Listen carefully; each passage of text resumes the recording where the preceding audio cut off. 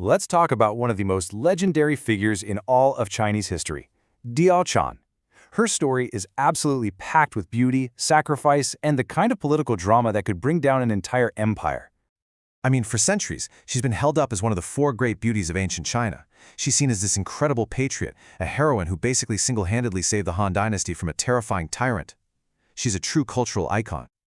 But here's the kicker, the one question that changes everything. What if I told you she wasn't real? And that's exactly what we're going to dive into. We're going to pull apart the powerful story and get to the surprising truth hiding underneath. Okay, let's just get straight to it. The most important thing to know about Diaochan is that she is a completely fictional character. You can look through all the official historical records you want, you won't find her. She's a literary invention, through and through.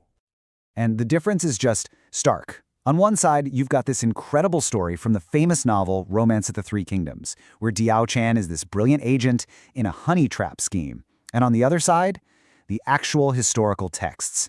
And they've got nothing, just silence. It's like she was never there because, well, she wasn't.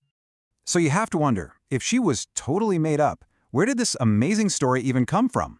Well, legends like this don't just pop out of thin air. They're usually pieced together from bits of real history. And the novelist who invented her was a true master at this. He took a few separate real-life events and wove them together into this incredible, unforgettable story. Let's take a look at the actual puzzle pieces he was working with. Okay, so picture this. It's the year 192 CE, and three things are going on at the same time. First, you've got the tyrant Zhuo, who's just a monster, making enemies left and right. Second, his best general, Lu Bu, is secretly having an affair with one of Zhuo's maids, and he's totally paranoid about getting caught. And third, a government minister, Guan Yu, is off on his own planning a coup to get rid of Zhuo. Now, in reality, these events were not connected. Guan Yu just took advantage of Lu Bu's paranoia to get him on his side. But this is where the literary genius kicks in. The author of the novel looked at these dry, separate facts and saw an opportunity to create something and someone much more compelling. And here it is, the masterstroke. The novelist took that unnamed handmaiden from the affair, gave her a name, Diaochan, and then, get this, he made her the adopted daughter of the guy plotting the coup, Guan Yu. All of a sudden, boom, the affair and the coup aren't separate things anymore. They're two sides of the same heroic, tragic story, and Diaochan is the glue holding it all together. And this one simple invention gives us some of the most famous scenes in Chinese literature. It starts with her noble vow in the garden, where she agrees to sacrifice herself for the country.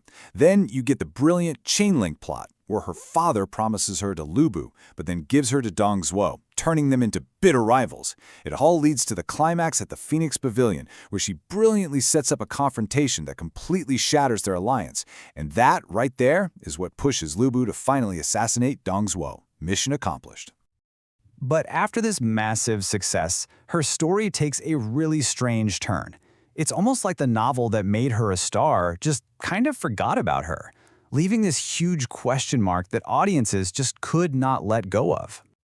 So, yeah, this became the big question. She did it, she saved the day, so what happens next?